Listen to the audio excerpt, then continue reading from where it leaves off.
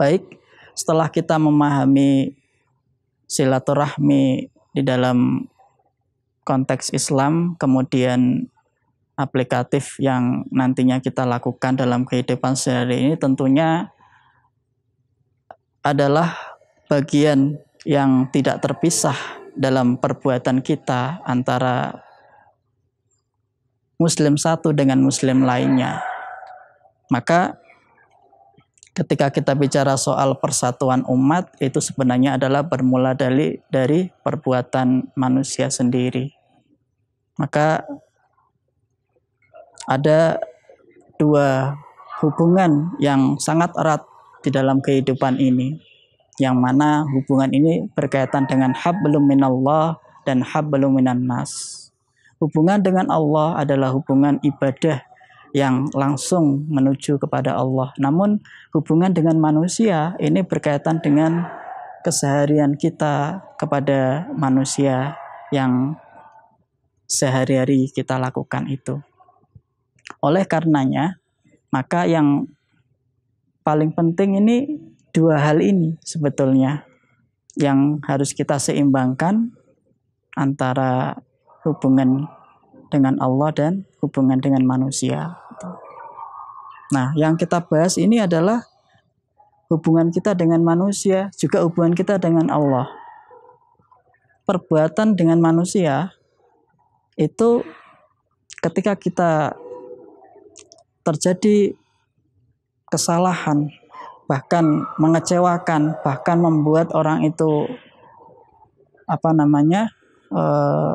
berburuk hati kepada kita, berujung kepada pertikaian, maka perbuatan itu Allah belum bisa ngampuni manakala kita belum minta maaf kepada yang kita cela tersebut. Nah, oleh karenanya dalam konteks interaksi sosial inilah silaturahmi itu tentunya nanti di dalam kehidupan sehari-hari yang kita lakukan adalah bagaimana kita bisa berbuat baik antara muslim satu dengan muslim lainnya, atau antara umat satu dengan umat yang lainnya, yang nanti semuanya bisa memberikan manfaat tanpa adanya madarat. Nah, di dalam perbuatan sehari-hari yang kita lakukan ini sebenarnya hal yang paling utama. Kenapa? Misalnya ketika kita berinteraksi, ketika kita berhubungan langsung dengan orang lainnya, kita tentunya harus bisa memberi manfaat. Ketika tidak, maka nanti akan berimbas kepada madarat. Contoh misalnya, kita dalam keseharian itu ada perbuatan-perbuatan yang baik, ada perbuatan-perbuatan yang buruk. Nah, perbuatan yang baik itu bagaimana kita sebagai orang muslim itu bisa memberikan nasihat, memberikan bantuan-bantuan kepada muslim lainnya.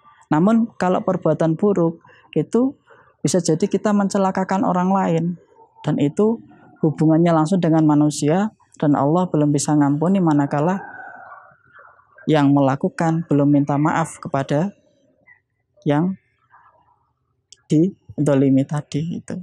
Nah, oleh karenanya penting sekali ini kita sampaikan yang berhubungan dengan hablum minan nas. Nah, hubungannya dengan Allah bagaimana? Hubungannya dengan Allah nantinya orang-orang yang berbuat zalim itu nanti Allah belum bisa mengampuni sebelum minta maaf.